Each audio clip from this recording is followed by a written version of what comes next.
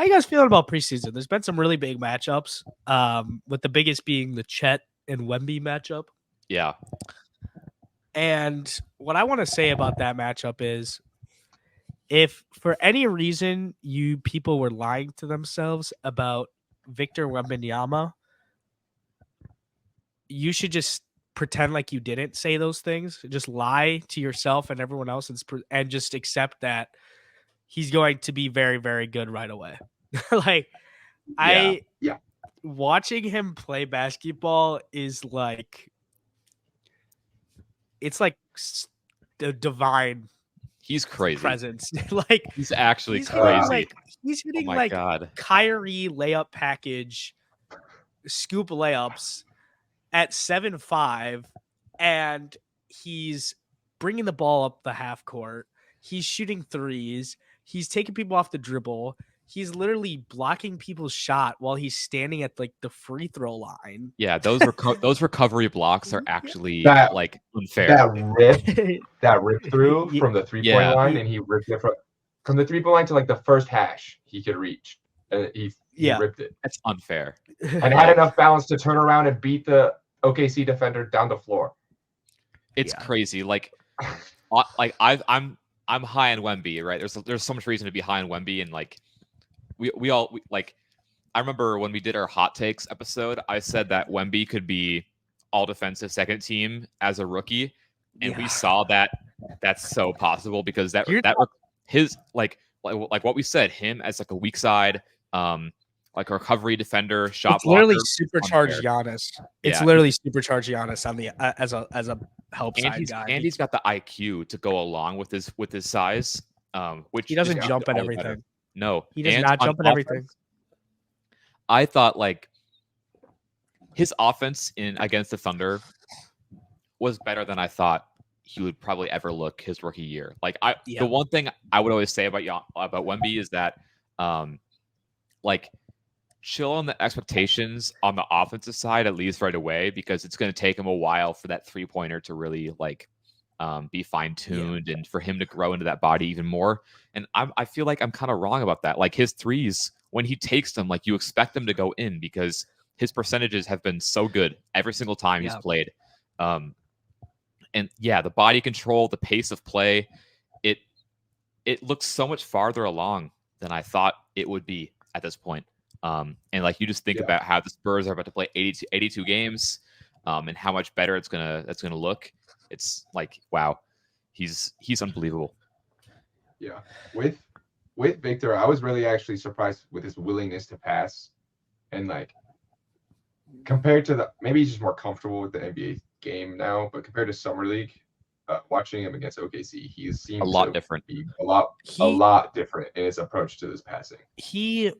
You can tell that though, because when you evaluate Summer League performances, obviously it's really great, but Summer League, both the team and the actual way it's played are so vastly different from real NBA games due to the quality of shot creation that you're playing alongside and the spacing. Because if you're a really good shooter, you're probably not getting real Summer League minutes. You're probably just on an NBA roster. If you're a high level NBA shooter, like you're probably just on a roster. You're not playing Summer League. And if you're a really good shot creator, unless you're a first or second year player, you're not playing Summer League either. So it's like you're not.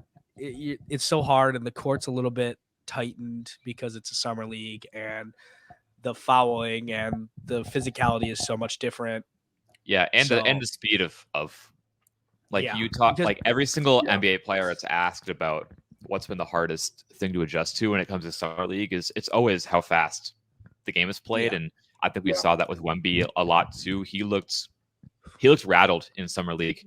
He had that one really good game where he just kind of took over, but like but for most of it, I mean, for most of Summer League, he looked a bit rattled. Like things were moving pretty fast, but against OKC the other night, I was getting tacos and I was like in the restaurant, like watching it on my phone as I'm waiting for my order to be ready, and that's when I saw like the recovery block against Jalen Williams and like the catch and shoot 3 at the top of the key, it's like, oh my god, he looks so much more comfortable with the pace of play, and the instincts are like already so well refined for a player who's like 19, who's my age. It's crazy. Yeah. It's actually Yeah. crazy. Yeah. And I think you kind of talked about it a little bit with his athleticism, and I don't know if it's a hot take, but I actually think he plays more like a small forward than a center, and I think he will for a majority of his career. He plays like a shooting guard. Yes, that's what I mean. And he's guarding small forwards more than he's like a lot of times as well. Summer League, he was guarding Brandon Miller. We see him out on the wing guarding guards and small forwards. And I think that's what people don't understand. Yes, he's 7'4", but his skill set and his just like the way he sees the game and the way he plays works better if he plays like a wing. Like, do not expect him to go if Giannis is on him. Do not expect him to go try to post up Giannis. He's gonna come off a pin down. He's gonna come off a pin down and hit a sidestep or a floater.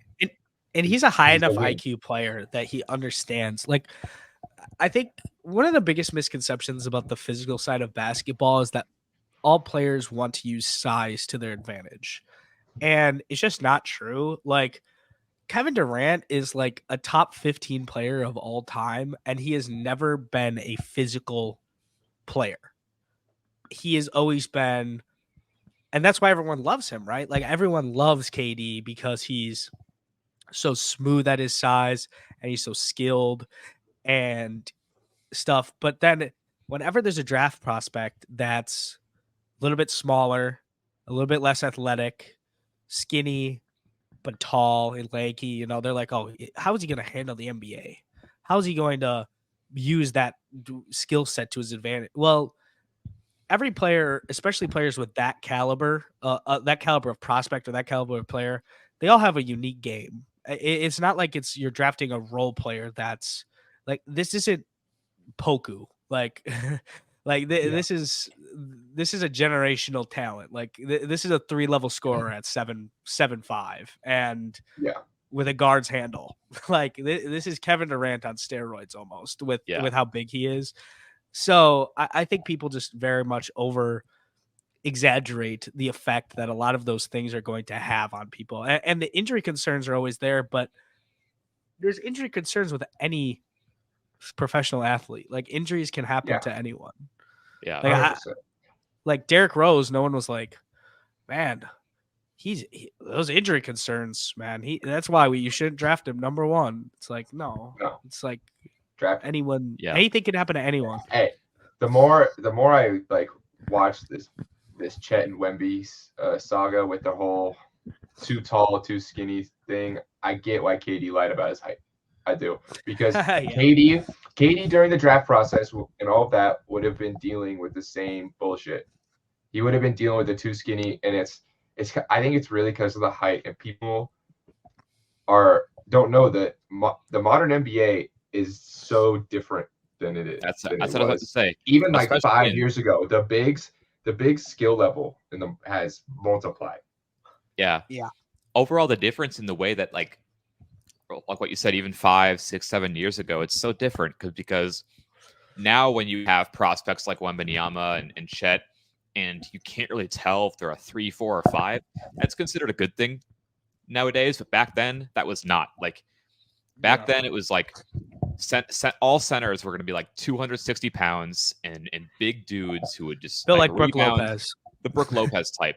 And then power forwards were also like big dudes, like 7 foot. They were the lanky ones. They're the lanky ones, like the KG, Evan Mobley, like that kind of build. And then the small forwards were just like, 6'8", whatever. But now the shooting guards that were too heavy. Yeah, the muscular shooting guards. Now it's like if you don't have a true position and you can be like used in many different ways, that's considered to be like a really good thing. Especially as a prospect. Yeah, it's just a lot different in the way that talent is evaluated. And now it's like they want centers to be like 230 pounds and to be able to stretch out and hit pick and pop threes. And now they want now it's like power forwards are like the Draymonds, Aaron Gordon type. It's so much different. Yeah. So that's why basketball is so beautiful. It's an ever evolving sport. Yeah. Yeah. And I think Well, like the small. Oh, no, sorry. Go you're ahead. good. You can go. No, that Oh, I was just gonna say like this. Oh. I was just The gonna say small like forward. I'm just Jesus. gonna fucking Oh go. my Fuck God. you. Just Fuck go. you, Jeff. Just go. Fuck you. Go. Check this out. The I'm small just forward I'm for the gonna Nuggets is taller than their power forward. Like Michael Porter Jr., he's 6'10", he's lengthy, but he's an athlete, so he plays small forward, even though Gordon is smaller. That was what I was trying to get off. So. No, you're good. Hey man, that's what happens when you're on a online call and I can't tell what you're actually gonna say until 2 seconds after you say it. But I was gonna add the same type of thing. I was just gonna say like having players that can plug and play in multiple positions and still play their own brand of basketball, but it works in various positions is so much more valuable than I think anything else ever has been. Because if you have a player who can play two, like, well, that's a good example. Michael Porter Jr.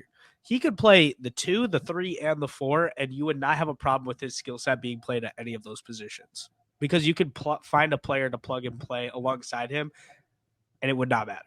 Yeah. Like, and I think that's just so valuable. And if you can have a guy with superstar potential that you can plug and play and he can do anything you want for you on both ends of the floor, why wouldn't you want that regardless of what the future might hold? And I want to go to the other side of this